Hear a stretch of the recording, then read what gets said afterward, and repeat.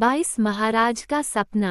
एक दिन जब राजा कृष्णदेव राय दरबार में पहुंचे तो किसी गहरी सोच में डूबे हुए थे। जब वे सिंहासन पर विराजे तो दरबार की कार्यवाही प्रारंभ करने के पूर्व दरबारियों को बीती रात देखा अपना सपना सुनाने लगे। सपने में महाराज ने बादलों के बीच उड़ता हुआ एक सुंदर महल देखा था जो बहुमूल्य पत्थरों से बना हुआ था। हरा भरा बगीचा और फव्वारा उस महल की शोभा बढ़ा रहे थे। इतने में ही सपना टूट गया था, किंतु महाराज उसे भुला नहीं पा रहे थे। उन्होंने दरबारियों से पूछा कि इस सपने का क्या अर्थ है, क्या ये सपना पूरा करने योग्य है। तेनालीराम कहना चाहता था कि इस तरह का सपना व्यर्थ होता है। इसे भूल जाना चाहिए। किंतु उसके कहने के पहले ही राजगुरु बोल पड़ा, महाराज, मेरे विचार में आपको ये सपना इसलिए आया ताकि आप इसे पूरा कर सकें।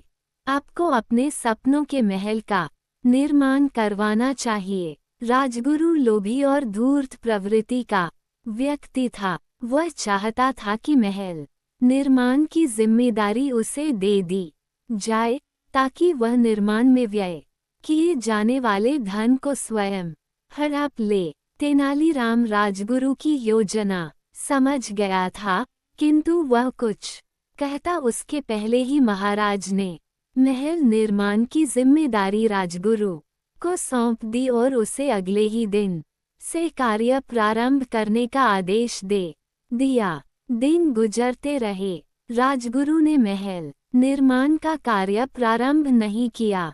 महाराज जब भी उससे महल के बारे में पूछते तो वह निर्माण में हो रही देरी का कोई न कोई बहाना बना देता। वह महाराज से उनके सपने के बारे में तरह तरह के प्रश्न पूछता और उनके समय बढ़ाने के साथ साथ बजट के नाम पर धन भी ऐंठ लेता। एक दिन महाराज कृष्णदेव राय के दरबार में एक वृद्ध व्यक्ति आया और न्याय की गुहार लगाने लगा। महाराज अपनी न्यायप्रियता के लिए प्रसिद्ध थे। उन्होंने वृद्ध को आश्वासन दिया कि उसे न्याय अवश्य दिया जाएगा और उससे उसकी समस्या पूछी। वृद्ध व्यक्ति बताने लगा कि वह एक धनी व्यापारी था, लेकिन एक सप्ताह पहले उसका धन लूट लिया गया और उसके परिवार की हत्या कर दी। महाराज से पूछा कि क्या वह जानता है कि ऐसा किसने किया। वृद्ध व्यक्ति बोला, कल रात मुझे एक सपना आया और उसमें मैंने देखा कि महाराज आपने और राजगुरु ने मेरा धन लूटा है और मेरे परिवार की हत्या की है।